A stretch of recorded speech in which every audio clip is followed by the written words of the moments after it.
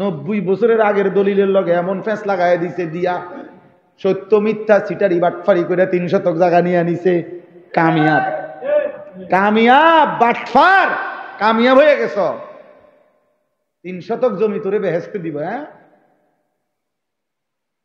আমরা বেড়া দেখছত নি বেড়া কেমনে জমি উদ্ধার করন লাগে, তুই পাইতি না?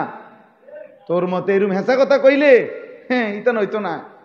বুদ্ধি লাগে, হ্যাঁ বুদ্ধি, এটা বলে বুদ্ধি। বাটফার বাটফারই না লাগে এটা না বলবি বেটা, তো বুদ্ধি লাগে কি আবার?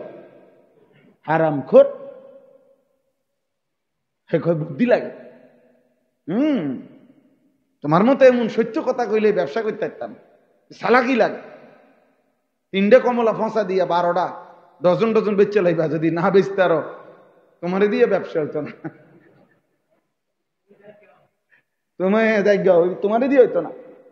ব্যবসা তোমার লেগে আইছে না, ব্যবসা আইছে সিটারের লেগে, ব্যবসা আইছে বাটফারের লেগে। দুনিয়া মিথ্যুক বছরের পর বছর হারাম করে সুদ খায়, ঘুষ খায়, কিস্তি নেয়। আরে না ফরমান বিনিময়ে কি বানাইছ? হ্যাঁ ঘরে কি বানাইছ দেখছি না আমরা। তুমি কি 200 তলা বিল্ডিং এর মধ্যে থাকো নাকি? এই দুনিয়ার সামান্য কদ্দুর ফার্নিচার, কাঁচের প্লেট, নুনের বাড়ি, চায়ের কাপ, বাথরুম টাইলস, এই কদ্দুর লোডা বদনার জন্য এত বড় অনন্তকালের আখিরাত ছেড়ে দিলা। যে কয়জন নওজোয়ান ভাই তোমরা বসছো ভাই, আমার কাছে অনুরোধ, একজন একজন করে আলাদা আলাদা মনোযোগ দিয়ে আল্লাহর কথা শোনো। দোস্ত যদি ভালো না লাগে, অসুবিধা মনে হয়, তুমি চলে গেলে ভালো, দয়া করে, আমার কোনো আপত্তি নেই। যদি মনে করো যে মোবাইল টিপা বাকি আছে তো বাইরে গিয়া মোবাইল টিপা, কিন্তু এখন হাতে ধরে মোবাইল নিয়ে ভিডিও করা যাবে না, রেকর্ডও করা যাবে। হাতে ধরে মোবাইল ব্যবহার করা যাবে না। যদি বাকি থাকে মোবাইল, তো বাইরে গিয়া যা ইচ্ছা তাই করো, আমার কোনো আপত্তি নেই, কিন্তু চোখের সামনে খামখেয়ালি করা যাবে না। এবং আলাদা আলাদা শুনলে ভালো, মানে আমার জন্য আমি শুনতেছি, পাশের জন শুনুক বা না শুনুক ওটা আমার দেখার বিষয়। আমার জন্য আমি শুনতেছি, আমার জন্যই আমার আখিরাত হিসাব দিতে হবে, আমার হিসাব। কোরআনুল কারীমে আমাদের নবীকে পর্যন্ত আল্লাহ তাআলা বলছেন লা তুকাল্লাফু ইল্লা নাফসাক, কোরআন শরীফের আয়াত, সূরা নিসার আয়াত। নবীজি কে আল্লাহ তাআলা বলছে, বন্ধু শেষ পর্যন্ত, সর্বশেষ শুধুমাত্র আপনাকে আপনার নিজের বিষয়ে জিজ্ঞেস করা হবে। অর্থাৎ যদি অন্য কেউ কোনো কিছু মানে নাই, গ্রহণ করে নাই, এর জন্য আপনি দায়ী থাকবেন না। আপনার নিজের ঈমান, আমল, আখিরাতের ব্যাপারে আপনি মুকাল্লাফ, আপনাকে আদিষ্ট, আপনাকে আল্লাহর পক্ষ থেকে জিজ্ঞেস করা হবে। মনে করেন আমি 30 বছর আল্লাহর পথে মানুষকে ডাকলাম, ধরে নেন একজনও আল্লাহর পথে আসে নাই আমার কথায়, খালাস, কোনো অসুবিধা নেই, এতে কোনো অসুবিধা নেই, লজ্জারও কোনো বিষয় নাই, শরমেরও কোনো বিষয় নেই, এবং এতে ব্যর্থতারও কিছু নেই।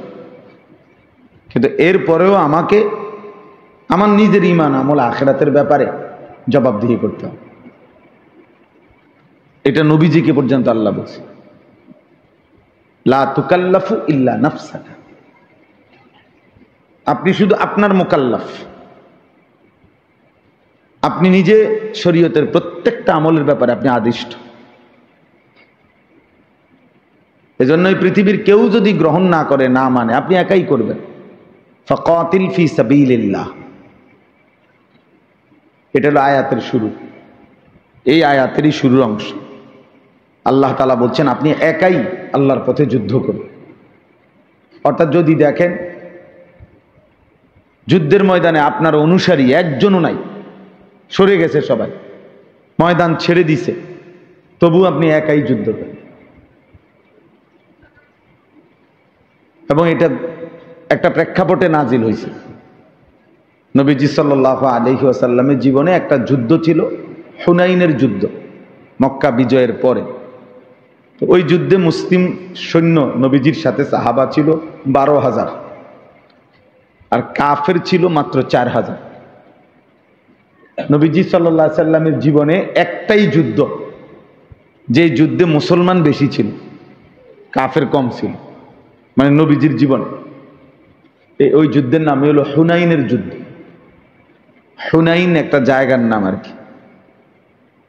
তো মুসলমান হলো, সাহাবা হলো 12,000, কাফের হলো মাত্র 4,000। অথচ এর আগে পিছে সব যুদ্ধেই মুসলিম কম ছিল, কাফের বেশি। এই যুদ্ধে এই 12,000 সাহাবী যেহেতু বেশি, 3 জনে একজন, ওরা হলো মাত্র 4,000। তো কোন কোন সাহাবীর অন্তরে এই কথা মনে মনে আসছে আর কি, যে আজকে আর কি যুদ্ধ করবো, দাদা আইটা গেলে সার, এর চাইতে কত কম দিয়া উড়ে এলেছি। আর এখন তো আমরা এমনিতেই 12,000, ওরা মাত্র 4,000, এগুলার যুদ্ধ করবো কি? এগুলা তো ফু দিলেই উড়ে যাবে। যেরকমই একটা ভাবনা আসছে আর কি মনে মনে। আল্লাহ তাআলা সেটা পছন্দ করেন না। ফলে যুদ্ধের ময়দানে যখন ঢুকছে, প্রথম আক্রমণেই 4,000 কাফের এমন তীব্র আক্রমণ করছে, 12,000 সৈন্য নিমিষের মধ্যে ময়দান ছেড়ে দিছে, ছত্রভঙ্গ হয়ে গেছে।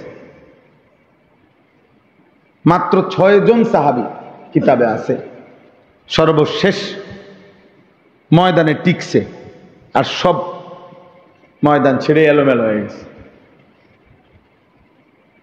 কিন্তু ওই সময় আল্লাহর নবী সাল্লাল্লাহু আলাইহি ওয়াসাল্লাম এই অবস্থায়, এই চূড়ান্ত বিপদের মুহূর্তে তিনি একাই আপন জায়গায় একদম মজবুতের সাথে দাঁড়ায়ছেন, মানে তিনি এক সুতাও পিছপা হন। তো এই কথাটাই আল্লাহ নবীজিকে বলছে, ফাকাতিল ফি সাবিলিল্লাহ, আল্লাহর পথে আপনি একাই যুদ্ধ করেন। ঠিক আছে, সব চলে গেছে, কোনো অসুবিধা। কেন? লা তুকাল্লাফু ইল্লা নাফসাক, আপনাকে আপনার ব্যাপারে আদিষ্ট জিজ্ঞেস করা হবে। অর্থাৎ আপনি এই কথা যদি বলেন 12,000 আমার সৈন্য সব এলোমেলো হয়ে পলায়ে গেছে, এই কারণে আমি পলাইছি বা আমি সরে গেছি, চলে গেছি, ময়দান ছেড়ে দিছি, আল্লাহ বলবেন না। 12,000 না 12 লাখও যদি ছুটে যায় আপনার, আপনি দৌড় দিলেন কেন? আপনি দৌড় দিলেন কেন? আপনারটা আপনি জবাব দেন। 12,000টা হেরারে জিগাম, আপনারটা আপনি বলেন, আপনি দৌড় দিচ্ছেন কেন? তখন কি জবাব দিব? তখন কোনো জবাব হবে? এইটা একজন ইমানদারের শেষ কথা, এটা যে এই পৃথিবীর যদি কেউ আমার কথা না শুনে, আল্লাহর পথে না চলে, তবুও আমাকে একাই আল্লাহর পথে চলতে হবে। এইটা একটা গুরুত্বপূর্ণ সবক। আমাদের সমাজে আমরা শয়তানের প্ররোচনায়, নফসের ধোকায় আমরা অনেকটাই এটা করি, যে আর যা 10 জনের যেই গতি, আর আমারও এই গতি, আমি একজন আর কি রুম, উনি একজন আর কি করুন। এই জন্য উনি বাইসা গেছে, গুনাহের সাথে, নাফরমানির সাথে বাইসা গেছে। যা গ্রামের আশেপাশের সবার বিয়ার মধ্যেই গান বাদ্য, ঢোল তবলা, নারী পুরুষ এক লগে খাওয়ায়, আর আমি আর আলগা প্যান্ডেল করে বেড়িতে লেগিয়া কে যায় এত ঝামেলা করতে, বাতে না দুগা খাইব বেড়িত, মানুষ খাইয়া আবার যাইব গা, দেও এক লগে বয়ে এলাও। বুঝেন নাই কথা? মানে কি, কাপুরুষ মানুষের কারণে হাল ছেড়ে দিছে, নিজের আখিরাত বরবাদ করে দিছে। অথচ যদি অ্যাক্সিডেন্টের মুহূর্তে এমন হইতো যে 50 জন যাত্রীর মধ্যে 49 জনই মারা গেছে, কিন্তু উনি যদি বুঝতে আমি একা হলেও বাঁচতে পারবো, বাইরিটার মুখ, তাহলে তো উনি নিশ্চয়ই চেষ্টা করবে না বাইর হওয়ার। কথা বলেন, একটা বাসে অ্যাক্সিডেন্ট হয়েছে, এখন 49 জনই মনে করেন আহত বা মারা গেছে। একজন লোক বুঝতেছে যে আমি এখনো মরি নাই, আমি বের হইতে পারবো, এখন উনি কি বলবে, না আমি কি লেগার বাইরে 10-এর যেই গতি আমারও সেই গতি, এটাই তো বলবে, ঠিক না? কি করবে সে? একা হলেই কি করবে? তো এইটাই এখানেও কি এটাই কথা, আখিরাতের বেলায়ও কি এটাই কথা, যে আমি বলছি রাত দিন সবাইরে, আমি ডাকছি স্ত্রী সন্তান ছেলে মেয়ে দেশবাসী মহল্লাবাসী, কিন্তু কেউ শুনলো না। আমার সবটুকু চেষ্টার পরেও ঠিক আছে, কিন্তু তবুও আমি নিজের ঈমান, নিজের আমল, নিজের আখিরাত ছাড়া যাবে না। কোরআনুল কারীমের মধ্যে আছে, নবীগণ বলতেন যে হে আমার জাতি, তোমাদেরকে শিরিক থেকে কুফর থেকে বারবার আমি ফেরাইতে চাচ্ছি, তবে শোনো, যদি তোমরা কেউ না ফেরো তবুও শুনে নাও, ওমা আনা মিনাল মুশরিকিন, আমি মুশরিকদের অন্তর্ভুক্ত হব না, আমি মুশরিকদের অন্তর্ভুক্ত হব না।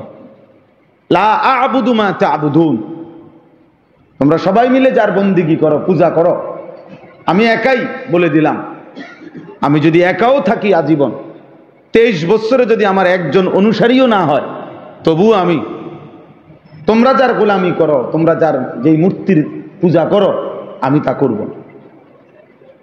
এই একাই আমার, মানে আমার শেষ কথা এটা মুমিনের, যে আমি শেষ পর্যন্ত একা হলেও আল্লাহর দ্বীনের উপরে থাকি। এখান থেকে মুক্তি নেই, এখান থেকে নিস্তার নেই।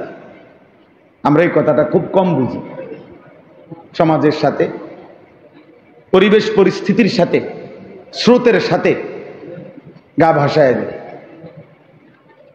গা ভাসায় দিছে। তাইলে দেখেন, আমার কথা শুনে, তাইলে বাপ আমি এই জন্য বলছি, প্রথম কথা হলো প্রত্যেকেই আলাদা আলাদা নিজের জন্য শুনেন। আমার জন্য শুনতেছি আমি, আমার জন্য, ডানে বামে আর কেউ আমার সাথে নাই, ঠিক আছে, নাই, আমি একাই আল্লাহর জন্য, দ্বীনের জন্য লড়বো, থাকবো, পালন করব। এটা মুমিনের সিফাত হতে হবে, নাহলে আখিরাতের মুক্তি মিলবে না, আখিরাতের মুক্তি মিলবে না। হযরত হুযায়ফা রাদিয়াল্লাহু তাআলা আনহুর মতো সাহাবী, নবীজির একজন বিখ্যাত সাহাবী, হযরত হুযায়ফা রাদিয়াল্লাহু তাআলা আনহু এই নবীজি সাল্লাল্লাহু আলাইহি সাল্লামের একজন বিখ্যাত সাহাবী। তো তিনি একদিন নবীজিকে একটা লম্বা হাদিসের একটা অংশ বলতেছি আর কি লাস্টে, তিনি নবীজিকে একদিন এই কথার প্রসঙ্গে অনেকগুলো প্রশ্ন করছে, ফিতনা মুসিবতের সময় কেমনে চলবে এগুলোর উপরে বিস্তারিত জানতে চাইছে। তো বলতে বলতে এক পর্যায়ে নবীজিকে একটা শেষ কথা বলছে যে, ইয়া রাসূলুল্লাহ, যদি চারিদিকে ফিতনা ইমানের উপরে, ইসলামের উপরে এত বেশি মাত্রায় ছড়িয়ে পড়ে যে আমি চলার পথে, আল্লাহর পথে চলতে গিয়ে আমার সাথে আর কাউকে পেলাম না, তখন আমি একা কি করব, আমার করণীয় কি? তখন হাদিসে আছে, নবী সাল্লাল্লাহু আলাইহি ওয়াসাল্লাম বলছেন, ফাতাজিলিল ফিরাকা কুল্লাহা, সব দল সব মত ছেড়ে দাও, সবগুলো তুমি বাদ দাও, আর তুমি কি করবা? ওয়ালাউ আনতা আদদা বিআসলি শাজারাতিন, প্রয়োজনে তুমি একাই গাছের শিকড় গোড়ালি, এই মাড়ির ভেতরের দাঁত দিয়া কামড়াইয়া ধরে, আটকাইয়া ধরে হলেও আল্লাহর দ্বীনের উপরে একাই টিকে থাকে। এটা জরুরি বিষয়। এই সমাজে আজকে আমাদের অনেক কষ্ট হইতেছে, এক একটা মাদ্রাসার ছাত্ররে ধরে রাখতে জান প্রাণ কষ্ট হইতেছে। একটা ছেলে এক সপ্তাহের জন্য বাড়িতে গেলে দেখে তার স্বাস্থ্য ভাই, জ্যাঠতো ভাই, মামতো ভাই, ফুফাতো ভাই সবার হাতে হাতে বড় মোবাইল, তার মা, তার বাপ, তার বোন, তার দুলাভাই, তার চাচা, মামা, ফুফা, খালু, তার দাদা নানা এগুলো পর্যন্ত টেলিভিশন দেখে, চা দোকানে, আল্লাহর জমিনে তার চারিদিকের আত্মীয় স্বজন সব বড় বড় মোবাইল। এই অবস্থায় এই ছেলেটারে কোরআন শেখানো, মুখস্থ করানো, আবার মাদ্রাসায় ফিরাইয়া আনা, ঠিক মতো আবার সবকে বসে, খুব কঠিন, রীতিমতো যুদ্ধ, রীতিমতো যুদ্ধ, খুব কষ্ট হয় এখন, খুব কষ্ট। সেদিন আমার এক অভিভাবক ঢাকায়, আমাদের মহব্বত করে একজন ভাই, ওনার ছেলে ঢাকা পড়ে, হিফজখানায় 7 পারা পড়ছে, এখন বাড়িতে চলে আসছে, আইসা বলতেছে তার আব্বা আমার চাচাতো ভাইয়ের সাথে ফুফাতো ভাই সবাই উচ্চ শিক্ষিত হচ্ছে, আর তোমরা আমার মূর্খ বানাবার জন্য এখানে ফেলে রাখছো। আমি এটা বুঝছি। 12 থেকে 12.5 বছরের বাচ্চার এই বুঝ আসলো করতে, যে আল্লাহর কোরআন পড়তে গিয়ে তার মা বাপ মূর্খ বানায় দিতেছে, আর তার সাথের ছেলেরা সব উচ্চ শিক্ষিত হইতেছে। মানে ওরা সবাই 12 বছরে মাস্টার্স পাস করিয়া অন্য ঢাকা ইউনিভার্সিটির প্রফেসর হয়ে গেছে। এরকমই তো বুঝাইলো, হে তো 12 বছর বয়সে কি সব ঢাকা ইউনিভার্সিটি পাস করে লাগছে নাকি? তো তুই কি বুঝাইলি? কে তার এই বুঝ দিল? এই আমার আশপাশ, তার আশেপাশে, তার আপন জনরাই, হেই ইটা করবি তুই, হ্যাঁ দেখতাম না তুই কিরবি, এত বছর বুঝি কোরআন শরীফ পড়ন লাগে, হ্যাঁ হাফিজি ভরে কিরবি, মানুষের বাড়ির দাওয়াত খাইবি,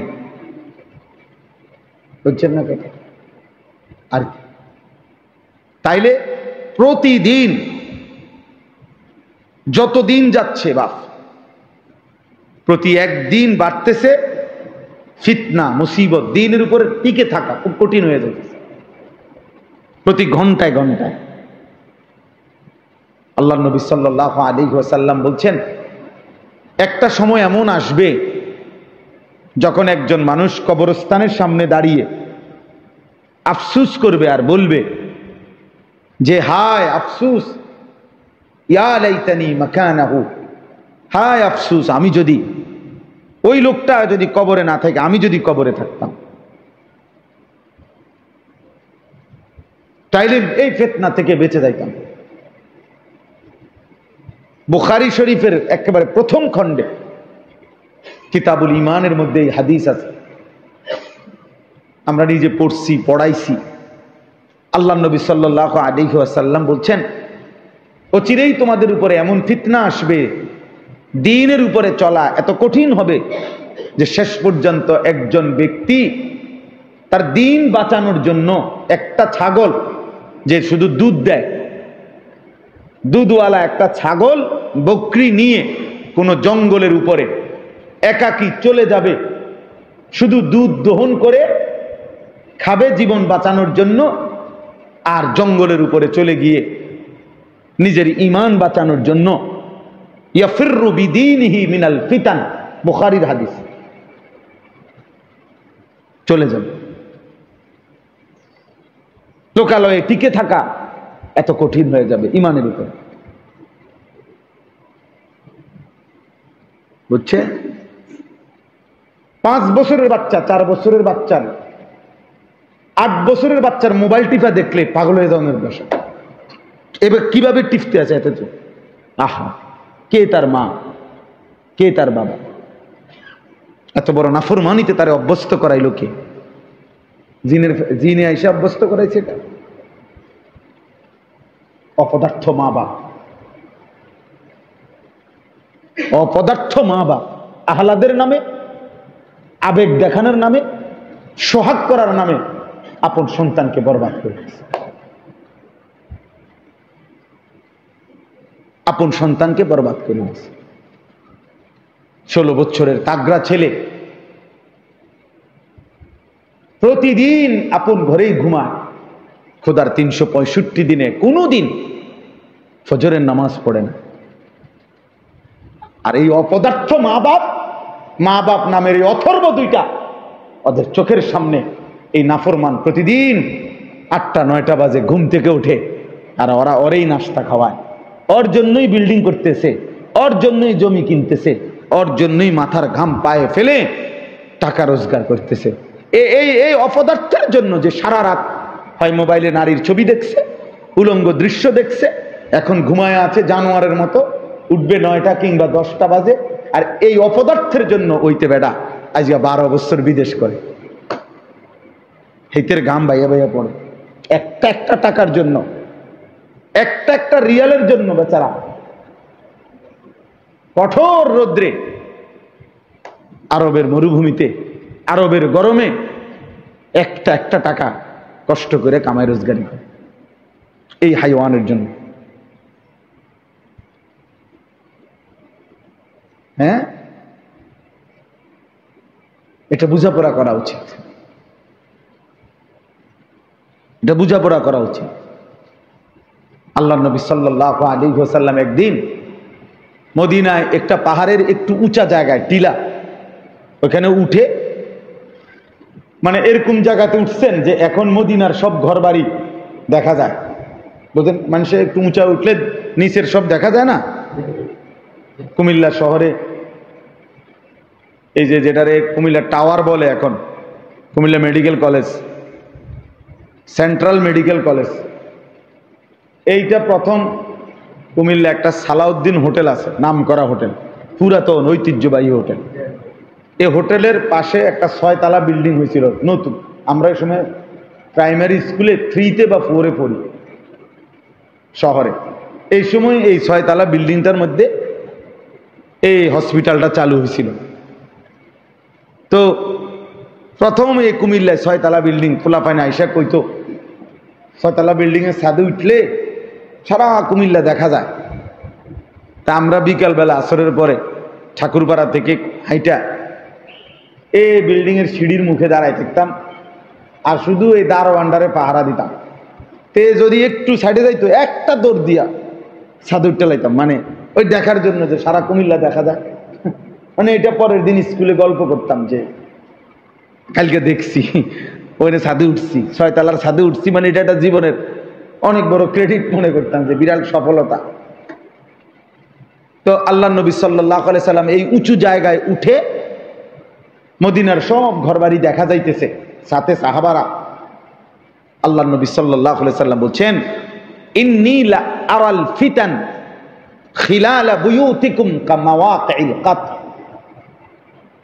বলতেছে সাহাবারা, আমি তোমাদের প্রত্যেকের ঘরের কোনায় কোনায়, ঘরের চালে চালে, ঘরের ছাউনিতে দেখতে পাচ্ছি বৃষ্টির ফোঁটার মতো ফিতনা পড়ছে।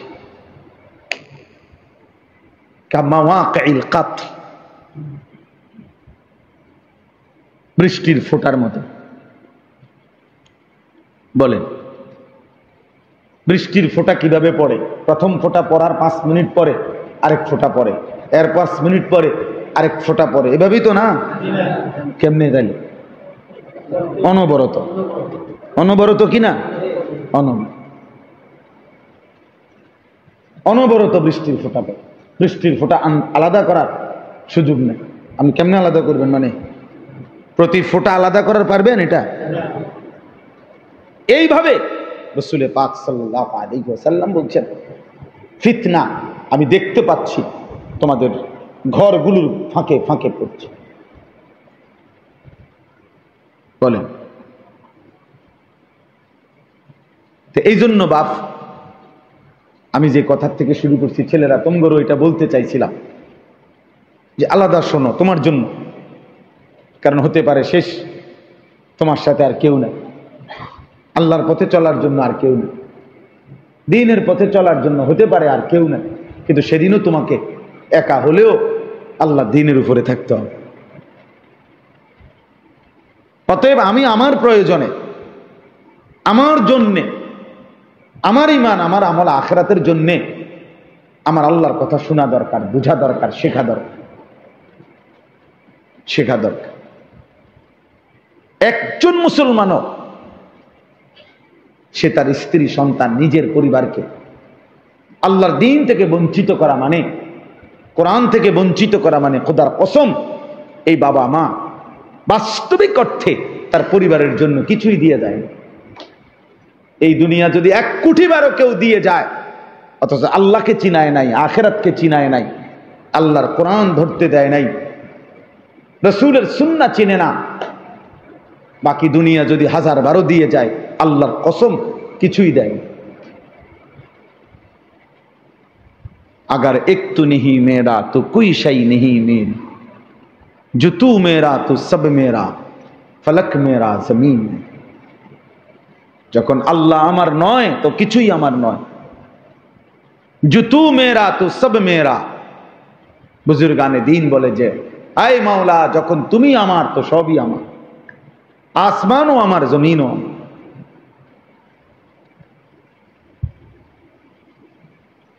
বড় পীর আব্দুল কাদের জিলানী রহমতুল্লাহ একবার বাগদাদের বাদশাকে বলছিলেন, বাদশাহ, তুমি আমারে সম্পদের লোভ দেখাইও না, তুমি আমারে মালের লোভ দেখাইও না। তোমার কাছে তো আছে মাল, আর আমার এই কলিজার ভিতরে আছে রব্বুল মাল। এই মালের যিনি রব, মালিক, আমি তো তাকে নিয়ে রাখি। আমার দিলে তো সে আছে। তুমি তো দুনিয়া নিছ, আমি তো রব্বুদ দুনিয়া ওয়াল আখিরা। দুনিয়া আখিরাতের যিনি রব, সে তো আমার কলিজায় আছে। আমি তোমার চাইতে বড় ধনী, আমি তো তোমার চাইতে বড় ধনী। হ্যাঁ, এজন্য আল্লাহকে নিয়ে থাকা, আখিরাতকে নিয়ে থাকা, এটা এক মানুষের জীবনের মূল পরিচয়। ওই মানুষ মূলত যে আখিরাত চেনে, যে সেজদা চেনে, যে গোলামি চিনে, যে তার মালিক চিনে, মালিকের সাথে যার সম্পর্ক আছে। নাই তো সে মানুষ না, ও জানোয়ার।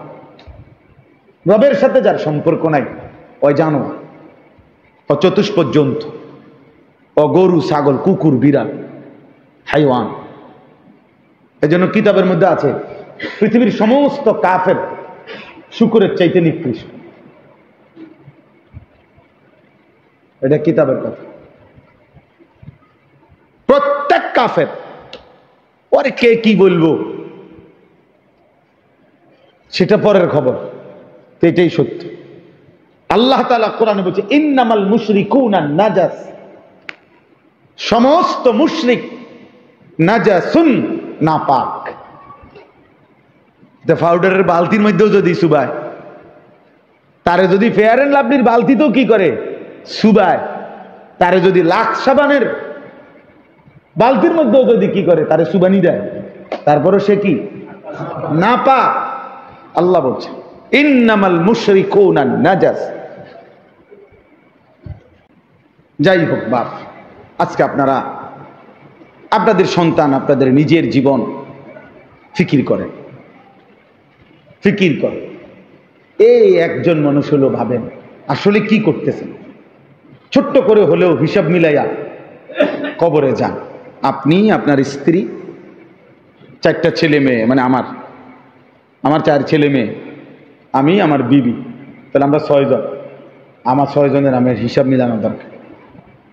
আমার বিবির নামাজের কি অবস্থা, আমার বিবির পর্দা পুশিদার কি অবস্থা, আমার 4টা ছেলে মেয়ে, 2 ছেলে 2 মেয়ে, ওদের দিনের কি অবস্থা, ওরা নামাজ পড়ে কিনা, ওরা আল্লাহ চিনে কিনা।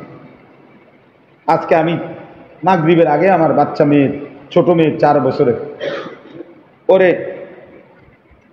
ওর জন্য অনেকগুলো খেলনা আনছি। বারবার কইতেছে আব্বু খেলনা আনতাম। এই বিভিন্ন খেলনা, ট্রাক, বেকু আছে না প্লাস্টিকের, এডি আনছি আর কি। এই বলছি আব্বু এটা আইনা, বলছি এটা দেবো, তবে আগে বলো যে দোয়া শিখবো ইনশাল্লাহ। এটা কইলে তো এটা কইছে আর তৈরি করে দিছি, মানে দায়িত্ব দিয়েছি যে 2টা দোয়া শিখবা, তাইলে এগুলো দিব। আরো আব্বু আরো আইনা দিব তোমার, তো বলছে ইনশাআল্লাহ, মানে শিখবো। আমার একটা জিম্মাদারি। আমার 9 বছরের ছেলে ফজরের নামাজে আমি দাঁড়াই থেকে উঠাইয়া উজু করাই, এরপরে একসাথে বাপফুতে মসজিদে যাই, নামাজ পড়ি। যতক্ষণ হয় না ওঠে, উজু না করে, তো এতক্ষণ আমি দাঁড়াইয়া থাকি। এটা আমার জিম্মাদারি। জিম্মাদারি কিনা বলেন? না, হুদা গেল ওয়াজ করুন, আমার দায়িত্ব, আর আমার দায়িত্ব আমার স্ত্রী, আমার ছেলে মেয়ে, তাদের দ্বীনের নজর রাখা, খোদার কসম এটা আমার প্রধান দায়িত্ব। ঘর যদি নাও মিলে ওরা করতে পারবে, সোফা যদি আমি করে দিয়ে যাইতে নাও পারি ওরা পারবে। আমার আব্বা আমাদের 5 ভাইয়ের জন্য ঘরও করে দেয় নাই, ফার্নিচারও কিচ্ছু কিনে দেয় না, কিচ্ছু না। আমার আব্বার মৃত্যুর পরে আমি কিছুই পাই নাই, ঘর দুয়ার ফার্নিচার কিচ্ছু লাগে নাই, কিন্তু বরাবর 9 বছরের ব্যবধানে আব্বার ইন্তেকালের পরে ঠিক 9 বছরের ভিতরে আমরা 5 ভাই আলাদা জমিও কিনছি, বিল্ডিংও করছি, ঘর দুয়ার ফার্নিচার সব কিনা হয়েছে। আপনি চলেন একজন একজন করে আপনারা দেখাবো, আমরা 5 ভাইয়ের বাড়ি। কথা বুঝছেন? মিলে গেছে, দুনিয়া মিলে যায়, বাপ ছাড়াও দুনিয়া হয়ে যায়, কিন্তু বাবা 5 ভাইকেই আলেমে দ্বীন বানাইছে। বাবা থাকতে এটা দেখে গেছে আব্বা, আব্বা জীবিত থাকতেই আমাকে 5 জনের পড়ালেখা শেষ হয়েছে, আলহামদুলিল্লাহ। এমনি বললাম আর বুঝার জন্য বুঝাই, এটা আমার বাবার দায়িত্ব। ঘর করে না দিলেও চলবে, বিল্ডিং করে না দিলেও চলবে, ওগুলা হয়ে যায়। ও সোফা এক সেট বানানো এত কঠিন কিছু না, সোফা এক সেট 60-70 হাজার টাকা, এটার লেগে এত মিশা কথা কম লাগে না, এত টাকা সুদ খাইতে হয় না, এত বাটফারি করার লাগে না। ডাইনিং টেবিল একখান বানানোর লাগিয়া 6খান চেয়ার বানানোর লাগে আপনি মিথ্যুক বছরের পর বছর হারাম করে সুদ খায়, ঘুষ খায়, কিস্তি নেয়, আরে না ফরমান বিনিময়ে কি বানাইছ? হ্যাঁ, ঘরে কি বানাইছ দেখছি না আমরা। তুমি কি 200 তলা বিল্ডিং এর মধ্যে থাকো নাকি?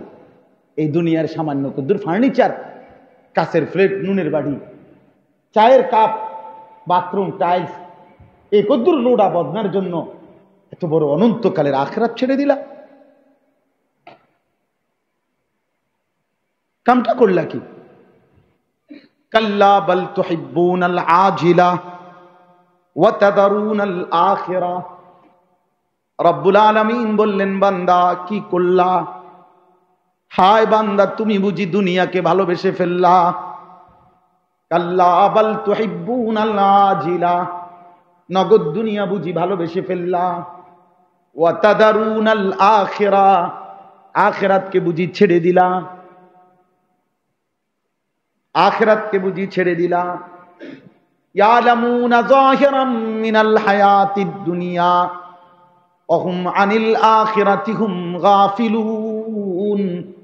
আল্লাহ বলে, বান্দা শোনো না, তুমি তো দেখি খুব দুনিয়া বুঝলা, কিন্তু আখিরাতের ব্যাপারে গাফেল হয়ে রইলা।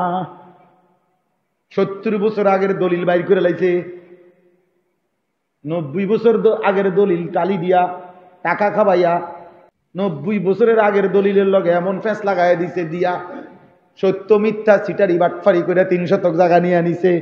কামিয়াব, কামিয়াব বাটফার, কামিয়াব হয়ে গেছ। 3 শতক জমি তোরে বেহেস্তে দিব। হ্যাঁ, আমরা বেড়া দেখছত নি? বেড়া কেমনে জমি উদ্ধার করন লাগে, তুই পাইতি না? তোর মতে এরম হেসা কথা কইলে হ্যাঁ ইতা নইতো না, বুদ্ধি লাগে। হ্যাঁ বুদ্ধি, এটা বলে বুদ্ধি। বাটফার, বাটফারই না লাগে এটা না বলবি বেটা, তো বুদ্ধি লাগে কি আবার? হারামখোর, হে কয় বুদ্ধি লাগে। তোমার মতো এমন সত্য কথা কইলে ব্যবসা করতে পারতাম, সালাকি লাগে। 3টে কমলা ফসা দিয়া 12টা ডজন ডজন বেচে লাইবা, যদি না বেচতে আরো তোমারে দিয়ে ব্যবসা হইতো না, তোমারে দিয়ে হইতো না। ব্যবসা তোমার লেগে আইছে না, ব্যবসা আইছে সিটারের লেগে, ব্যবসা আইছে বাটফারের লেগে। দুনিয়া বুঝি, আহ বাপ পুত্রে দুনিয়া বুঝায়, বাপ নাতিরে দুনিয়া বুঝায়, মিথ্যার সবক দিচ্ছে, হারামের উৎসাহিত করতেছে, নাফরমানির জন্য কি করছে? উৎসাহিত করছে। আহা আফসোস। অথচ বড় পীর আব্দুল কাদের জিলানী, আমরা সবাই জানি, 10 বছর বয়সে মা তার সন্তানকে সত্যবাদিতা শিখাইছে, আখলাক শিখাইছে। আল্লাহ আমাদেরকে বুঝ দান করে। আমরাই বুঝি ভাই।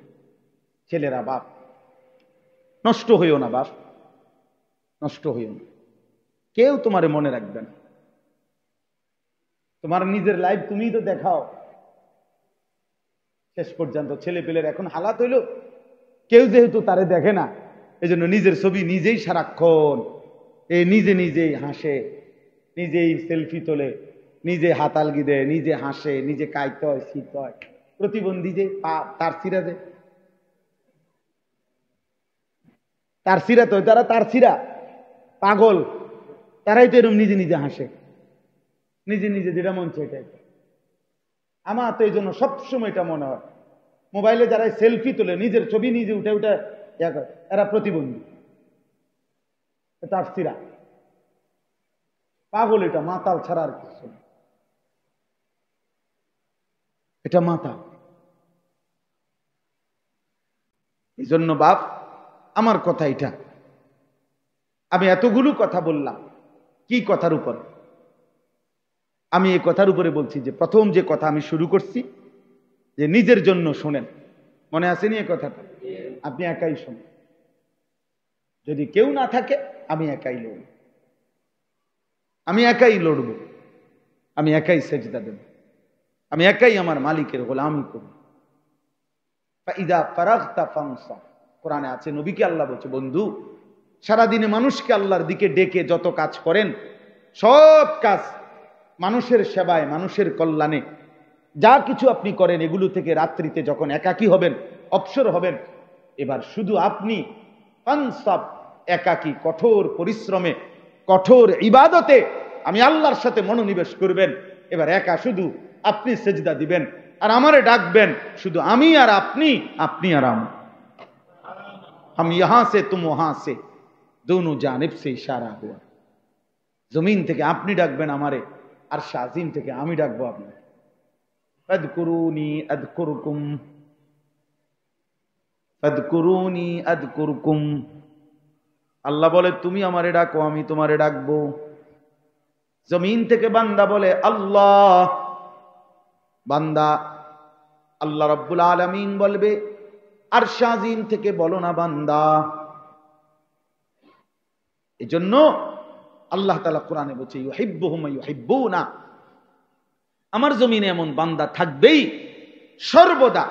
এই পৃথিবীর যে কেউ মন চায় আমার দিন যদি ত্যাগ করে, আল্লাহ কোরআনে বলছে সূরা মায়েদার মধ্যে, কোনো অসুবিধা নাই বান্দা, যার মন চায় ছেড়ে দাও, কোনো অসুবিধা নাই, কিন্তু মনে রেখো এমন বান্দা আমি আল্লাহ নিজ দায়িত্বে এই জমিনে রাখবই, এমন মোমেন ইউহিব্বুহুম ওয়া ইউহিব্বুনা, যারা আমাকে ভালোবাসে, আমি যাদেরকে ভালোবাসি,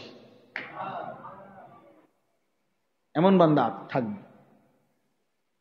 তোমার মতো আঙ্গাল কাঙ্গালের লাগিয়া আমার দিন আটকাবে না, তোমার মতো বেটাদের জন্য আটকাবে না। আমার যে কথাটা, আমি যে আয়াতটা পড়ছি, এবার এই আয়াতটা অর্থ শুনাই, তাইলে আমার কথা শুনে।